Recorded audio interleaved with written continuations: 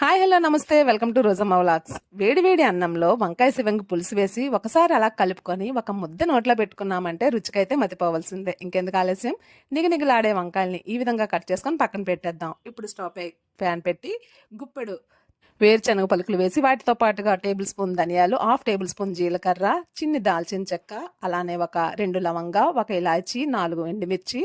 ఇవి వేగినాక ఒక table spoon కొబ్బరికూరు. ఇవి చల్లారినాక మిక్సీ జార్లో తీసుకొని వీటితో పాటుగా అల్లం వెల్లుల్లి కూడా వేసుకొని పేస్ట్ వేసి పక్కన పెట్టేద్దాం.